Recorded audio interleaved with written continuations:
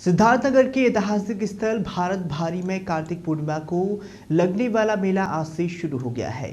मेले का उद्घाटन डुमरियागंज के सांसद जगदम्बिका पाल और हिंदू युवा वाहिनी के पूर्व विधायक राघवेंद्र प्रताप ने किया है। इस मौके पर तमाम लोग मौजूद रहे और इस ऐतिहासिक स्थल का महत्व यह है कि भगवान श्री राम के वनवास के समय उनके अनुज भरत यहाँ पर रुकी थी। तभी से इस स्थान पर कार्तिक पूर्णिमा का एक विशेष सप्ताह माना जाता है। बता दें कि सांसद जगदम्बिका पाल ने कहा है कि जिले में इतना बड़ा मेला कहीं नहीं लगता है, यहाँ पर हजारों की संख्या में लोग आते हैं।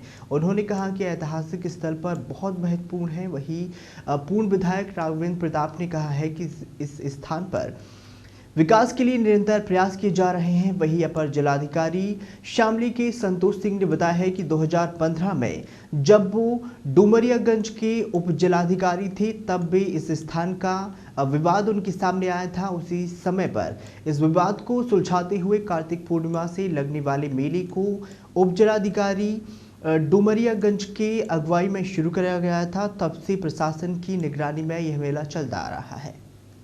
किया जा रहा है, निरंतर विकास के लिए प्रयास किया जा रहा है और बाहर बहुत सारी उपलब्धियां कुछ वर्षों में देखें, क्योंकि हमको घोषणा कभी आज तक हमने लिया नहीं, जो किया वो प्रयास कुछ दिखा और आने वाले दिनों में भी दिखता रहेगा। हालांकि अब हम कोई जनप्रतिनिधि नहीं हैं कि हम कोई घोषणा करें, प्रयास जरूर करेंगे। हमारे लिए सौभाग्य की बात होगी कि भारत भारी में जो भी कुछ किया जा सकता है वो किया जाएगा। क्या महत्व है इसमें?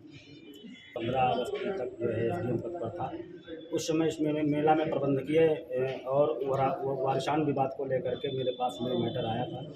चूँकि हमारा उस चीज़ से जहाँ का डिस्प्यूट था वो था, लेकिन चूँकि ये पौराणिक स्थल था और एक बहुत ही जनपद का महत्वपूर्ण और धार्मिक भी स्थल था जो भारत भारी के नाम से प्रसिद्ध है। हमने इसकी गंभीरता को समझा, लोगों की जनभावनाओं को समझा और श्रद्धालुओं के इमोशंस को देखते हुए एक रिपोर्ट की कि इस मेले को फिलहाल प्रबंधन के लिए प्रशासन टेक ओवर कर ले। वो हमने टेक ओवर किया और एक कमेटी बनी।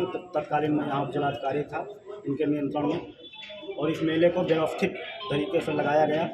वो परंपरा आज तक चली आ रही है। वर्तमान में मैं एडीएम शामली के पद पर हूँ और 8 साल बाद इस जो प्रबंधकीय कमेटी है जो जिलाधिकारी के अधीन होती है यहाँ पर, वो उसके अध्यक्ष होते हैं, सीओ साहब मेंबर हैं, बाकी फाउंडर लोग हैं। तो उनके द्वारा मुझे आमंत्रित किया गया। आज ये मेले के उद्घाटन के अवसर पर माननीय सांसद जी मुख्यमंत्री बतौर थे, जनप्रतिनिधि लोग थे। बहुत अच्छा लगा कि इतने दिन बाद भी हमारे कार्यों को याद किया जा रहा है, उनको सराहा गया। और मैं ये चाहूँगा कि इसका ऐसे आगे विकास हो और माननीय जी लोगों से अनुरोध है कि वो अपने स्तर से, चाहे पर्यटन विभाग हो, चाहे अपनी निधि हो, चाहे लोकल कोई फंड हो, और इसका अच्छा डेवलपमेंट हो। ये बहुत ही पौराणिक स्थल है और हमारे लिए तो ये हृदय से जुड़ा हुआ है। सर, मेला मुख्य है जब भगवान राम का और रावण का युद्ध हुआ और लक्ष्मण को मेघनाथ की मूर्छित बाण लगा, तो जब संजीवनी जाने के लिए वो हिमालय पे आप आगे हो, उस समय भरत जी अयोध्या से समझे कोई शत्रु आ रहा है, तो उन्होंने जब बाण मारा ऊपर करो, संजीवनी के पहाड़ से जब हनुमान जी यहाँ गिरे, ये सरोवर बना। ऐसा त्रेता युग से बना है और इतिहासकारों ने यह कहा कि यहाँ पे बुद्ध के भी अवशेष मिलते हैं। गौतम बुद्ध स्वयं आए थे 30,000। यह भी उल्लेख है कि जब पांडवों का अज्ञातवास था तो ये आद्रवन था, इसमें अज्ञातवास नहीं था। तो ये तो अपने आप में इतना ऐतिहासिक पौराणिक है।